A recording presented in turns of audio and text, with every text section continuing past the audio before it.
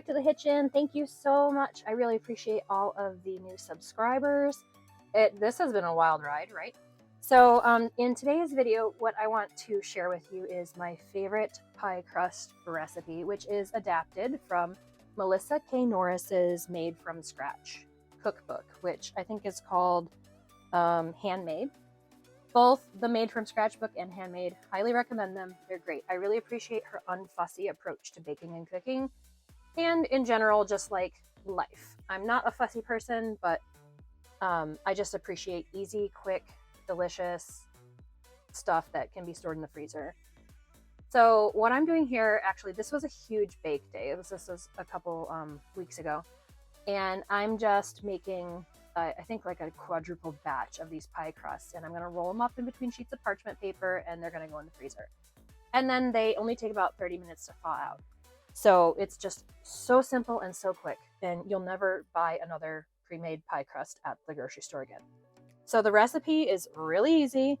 In the book, it is 4 cups of all-purpose flour, 1 3/4 cup of cold butter, lard, or coconut oil, 1 tablespoon sugar, 2 teaspoons salt, 1 beaten egg, 1 tablespoon apple cider vinegar, and 1/2 cup very cold water or ice water. So I kind of take a bunch of liberties with this recipe all the time because it's so versatile. This is just your very classic lard pie crust. And what I do is I'll split the lard and butter amount. So what you'll see me doing here is scraping out. In the last shot, I was just scraping out the last of a jar of lard that I rendered myself last spring, so about a year ago, and I was trying to use up that jar. They store rendered lards stored wonderfully for more than a year, but once you crack a jar open, you've got to use it fast. So I was like, what can I use this jar? This cough is never going to leave me. I'm telling you. I've had it since before Thanksgiving. I'm going crazy. Anyways, what I'll do here is I do the 4 cups of all-purpose flour. I use the organic all-purpose flour. I have done whole wheat. You're going to need more water if you do whole wheat. If you use like einkorn or spelt, same thing. You're going to need more flour, more water. It's just a little bit more difficult to work with. So you add the flour and all the dry ingredients. You can cut out the sugar if you want. You can add more if you're doing like fruit pies. I only do the 1 tablespoon because these are going to be savory.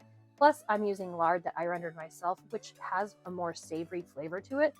If I was using like coconut oil or just butter, I might add a little bit more sugar, and you can do sugar substitutes too.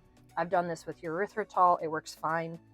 I like to split butter and lard. So I'll do like 3/4 cup butter and 1 cup of lard for my savory pies.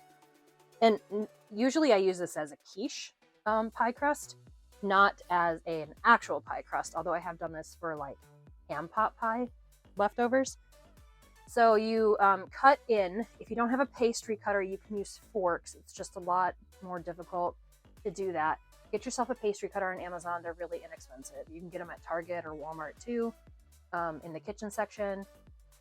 So I'm going to show you here that you want your mixture, your dry ingredients plus your fat to look like crumbly meal, okay? And then you're going to add your wet ingredients, your beaten egg, your vinegar.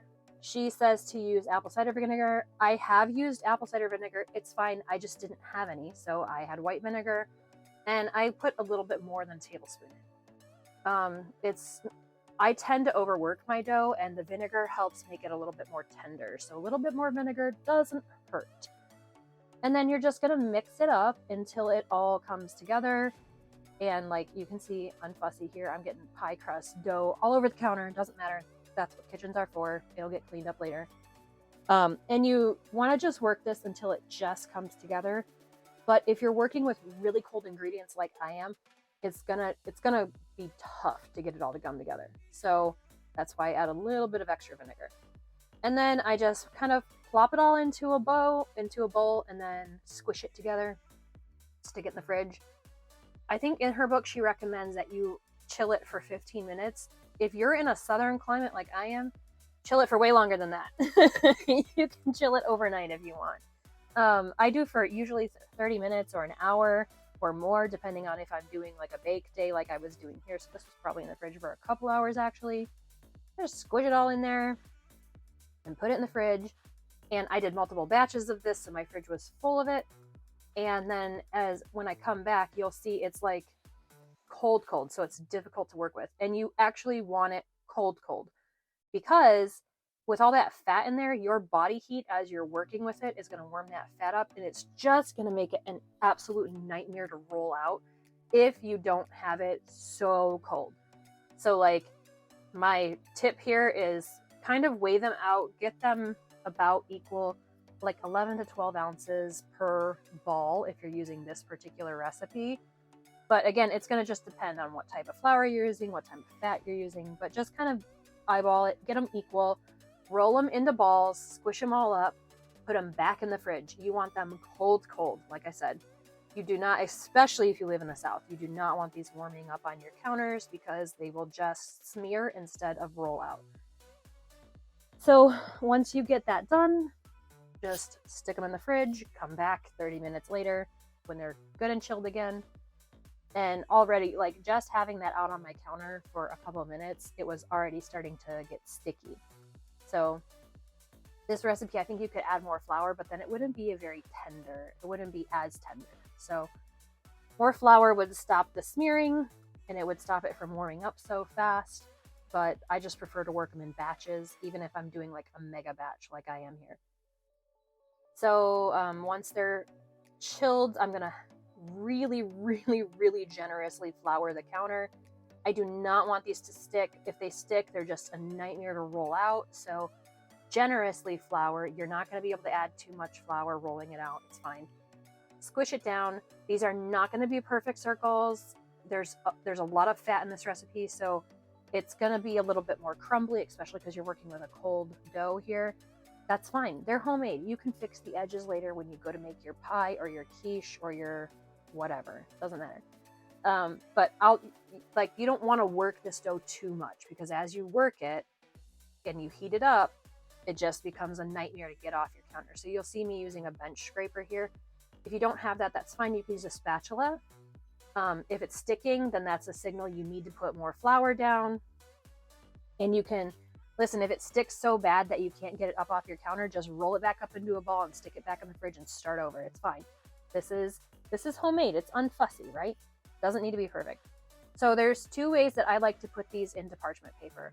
And I prefer the second method I'm going to show you. So the first method is to sandwich it between two pieces of parchment paper. You could use wax paper. I wouldn't recommend tin foil. I think this might stick to tin foil. You want this on something that's nonstick. And then you just kind of roll it up in between the two pieces like a sandwich. I think that this particular method, though, is kind of wasteful because you can get by with just one with a little bit of practice. So I'm just showing you kind of like smooth it out. The one, there you go. Set to the side. You can come back to that later when you're ready to freeze it. So this one, I'm just going to squish it out, roll it. You can see my counter is full of flour, which is fine. I will come back to that later and clean it all up. But yeah, the more flour you've got on your counter, the better. If your rolling pin gets sticky like mine did, just clean it off. You can fix edges that look like they're cracking as you go. It's fine. But again, remember, the more you handle this dough, the stickier it's going to be. So you just don't want to handle it a whole ton if you can help it. I got that bench scraper on Amazon. I think it came with a sourdough set maybe, but it was very inexpensive as well. So with the second method, what you'll do is you'll lay your piece of parchment tape paper on top of the dough, and then you'll flip the dough over and back it back up, and then roll it like a burrito.